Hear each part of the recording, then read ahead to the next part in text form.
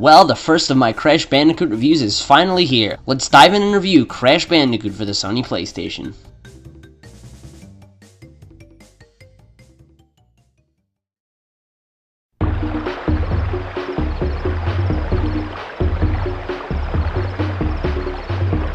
Now, for those who are unaware, Crash Bandicoot was a game developed by Naughty Dog and published by Universal Interactive in 1996 for the Sony PlayStation. When the game released, it became widely popular among audiences and became one of Sony's many system sellers, and even served as a small stepping stone for making Naughty Dog the powerhouse company they are today. Now, is this game worth all the attention or is it greatly overrated? Well, it's time to find out. Let's get our story out of the way first, because it's nothing special. An evil scientist named Dr. Neocortex and his assistant, Embryo, have been working on a device called the Cortex Vortex, which will turn any innocent animal into Cortex mindless super soldier. In an attempt to use the device on an innocent Bandicoot, the machine backfires and the Bandicoot, named Crash, escapes. Cortex then prepares Crash's girlfriend, Tawna, to get into the vortex. So you're off on a journey to stop Dr. Neocortex from turning your girlfriend into some fried Bandicoot. Crash Bandicoot is a 3D platformer that is entirely linear. While it might not look like much now, this game was pretty amazing. There were no stars or coins, there was simply a beginning and end. This even led to the game being nicknamed the Sonic's Ass Game during its development, as constantly having to look at the character's backside wasn't very common at the time. With Crash, you can move in 8 directions, and you can use your spin attack to break open crates which are scattered throughout the levels. In these crates, you can find Wampa Fruits, and collecting 100 of these Wampa Fruits will give you an extra life. However, you can also find lives in crates with a Crash mug on them.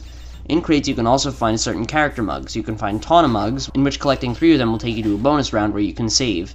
Embryo mugs will bring you to a special bonus round in which the only real goal is to obtain extra lives and serve as a challenge. And lastly, Cortex mugs, which will bring you to another kind of bonus round in which you can obtain keys. Levels usually take place on a straight path. However, certain levels can be side-scrolling, and one of the most interesting parts is that certain levels can be both linear and side-scrolling, constantly changing views from your big fat ass to your side.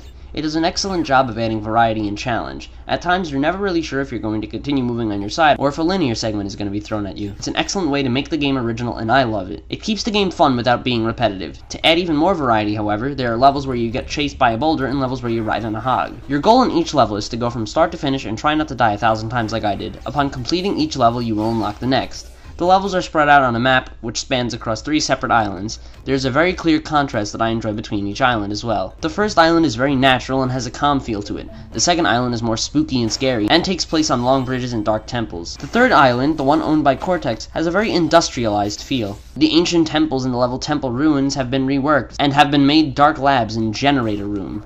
The changes are very subtle, but I love them for that. They went out of their way to do the best that they could with the little that they had, and they should be applauded for that. With the way I've talked this game up, you would think I love it. Well, quite the contrary. This game is good, but it is far from being considered excellent. Now, how did levels play?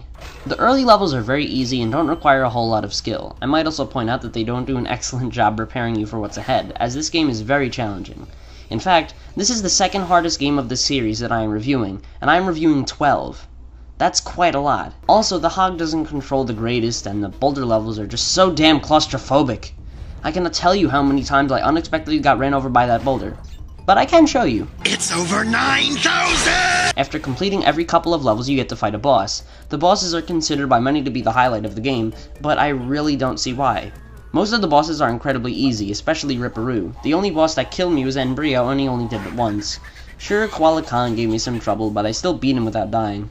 The bosses are, for the most part, very forgettable and very easy, and the fact that people consider them the best part of the game doesn't speak well for the rest. As for the rest of the game, it's pretty well designed. The levels were designed with patience in mind. If you take your time and be careful with your movement, you'll find little to no trouble with this game. Thankfully, they weren't stupid enough to make time a major factor of this game. Oh. However, there are 3 major problems with the gameplay. Major problem number 1 is that Crash controls like crap. He feels so slippery and awkward to control, and you can never be 100% sure if you're gonna land a jump or not, and I just hate it. Also, controlling with the D-pad doesn't help. The PlayStation controller's D-pad feels like a fucking knife. Half of the time it feels like I'm getting stabbed instead of playing a video game. Of course, this is before PlayStation had analog controllers, so to be fair, this was more to blame for Sony than for Naughty Dog. So, I guess I'll give the D-pad problem a pass. But that still doesn't excuse Crash's slippery controls. Major problem number 2. The save system in this game is terrible. In order to save, you have to enter a level, collect the 3 taunt mugs, and then complete the bonus round without dying, and only then will you be allowed to save. This can present some serious problems. If you die in a bonus round, you lose your ability to save, and the bonus round becomes locked out. Also, upon saving the game, it only saves your progress up to the level you were on. It doesn't save progress for the next level. Basically, you save on level 3, you game over in level 4. Instead of bringing you back to level 4, it brings you to level 3, and you are forced to play level 3 all over again. Not to mention that some of these levels get really hard, and it is a huge pain in the ass to go back and do them. Plus, one time the game glitched out in the bonus round. It just straight up crapped out. I did not enjoy playing that level again. One good thing about this game, however, is that even after completing the final boss, it still presents some replay value. If you go through a level and collect all the boxes, you will be awarded a gem. Certain levels will also award color gems, which will open platforms and new levels which lead to new gems. However, there is one major problem with gems, and this leads us back to our third major problem. What? Oh, you thought I skipped the third problem for a second, didn't you? Yeah? Well, fuck you, here's major problem number 3. To get a gem, you need to get all of the boxes in the level. You also need to do this without dying, and this is where the game becomes less challenging and more tedious. It's not fun to slowly trudge through a level and check every corner for boxes. It's fun to race as fast as you can against Oxide. It's not fun to die in a level and have to play the whole thing over again. It's fun to grab orbs and charge into Ripto at full force. You get what I'm trying to say? Games can be hard and fun. Games don't need to be excessively difficult. The concept and graphics of this game are its only major strengths. Otherwise, it's pretty weak. The rest of the game isn't bad, just lackluster. The bosses, they were okay. The soundtrack, there are a few memorable songs, but it's mostly hit or miss. The levels, long and excessively difficult and annoying to control. Crash Bandicoot is by no means a bad game. In fact, it's a pretty good game. But it hasn't aged very well. Games like Spyro and Jak and Daxter have aged much better, but we'll give Crash a break because he came first. However, that does not excuse the slippery controls, tedious gem collecting, and irritating save system. I definitely recommend it if you are willing to get into the Crash series, but if you are only looking to play the original and no more, then give it a pass, as it's not worth your time unless you're willing to play its sequels. Now our question is, will Naughty Dog build upon the monster hit they have created, or will they half-ass a sequel in hopes that it will sell well? We'll find out next time when we tackle Crash Bandicoot 2.